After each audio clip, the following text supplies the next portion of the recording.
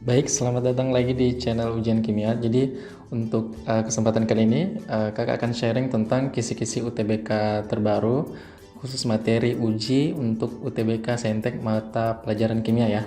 Oke, silahkan disimak adik-adik. Jadi untuk materi uji dari mata pelajaran kimia sendiri pada UTBK ya, ada beberapa poin. Jadi materi yang sering muncul itu yang pertama kesetimbangan kimia ya. Jadi pada kesetimbangan kimia itu soal-soal yang sering muncul ada pada perhitungan ya. Pada perhitungan nilai tetapan kesetimbangan ataupun faktor-faktor yang mempengaruhi kesetimbangan kimia.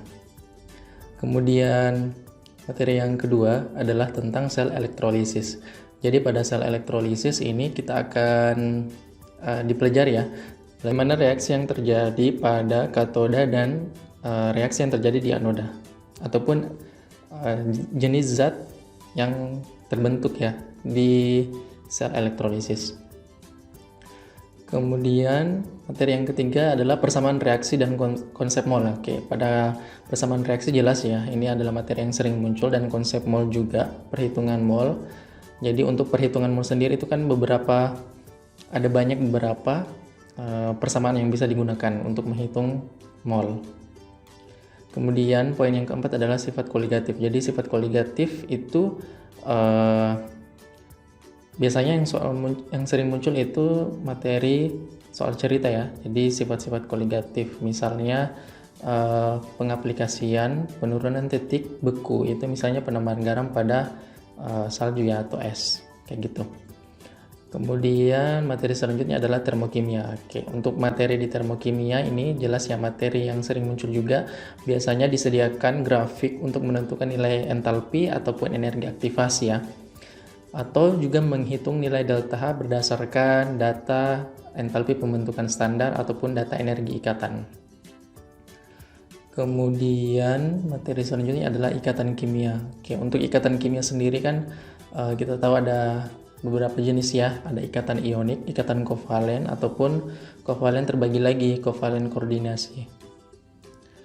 Selanjutnya tata nama dan isomer. Oke, untuk tata nama senyawa karbon ya dan isomernya. Jadi tata nama senyawa karbon sendiri itu biasanya alkohol ataupun ether, asam karboksilat dan sebagainya, dan isomer yang biasanya ditanyakan di soal UTBK. Materi selanjutnya adalah reaksi redoks. Oke, untuk reaksi redoks ini kan terbagi atas dua ya. Jenis reaksinya itu reaksi reduksi ataupun oksidasi. Jadi istilah-istilah yang sering muncul juga adalah oksidator, reduktor, dan sebagainya.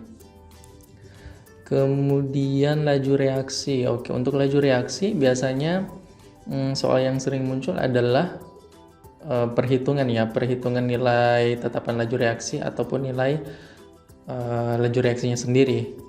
Ya, kayak gitu. Berdasarkan data yang disediakan. Oke, selanjutnya materi pH asam basa. Oke, ini materi yang pasti ya. Biasanya pH asam basa itu adalah materi yang always selalu muncul di tiap tahun, pH asam basa. Selanjutnya adalah materi struktur atom. Oke, untuk struktur atom sendiri kan untuk menentukan struktur atom kan itu lumayan gampang ya. Jadi misalnya strukturnya linear, tetrahedral, trigonal bipiramida, dan sebagainya.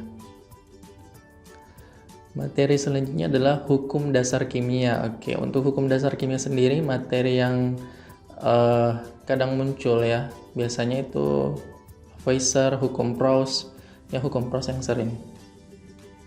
Kemudian asam basa Bronsted-Lowry. Jadi untuk asam basa Bronsted-Lowry tentu saja yang ditanyakan adalah pasangan asam basa konjugasi ya, yang mana asam Bronsted, yang mana basa Bronsted.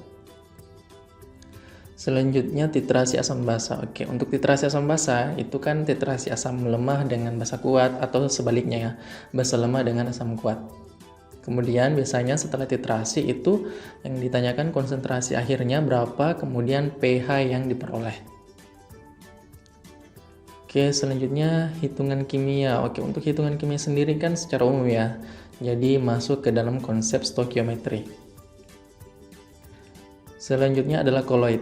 Oke, untuk materi koloid ini sebenarnya materi yang kadang muncul, kadang tidak ya. Jadi pernah pada tahun kemarin kayaknya tidak muncul, cuman untuk mengantisipasi ya, misalnya soal koloid yang kadang muncul itu adalah beberapa sifat koloidnya, misalnya dispersi, sifat-sifat penerapannya.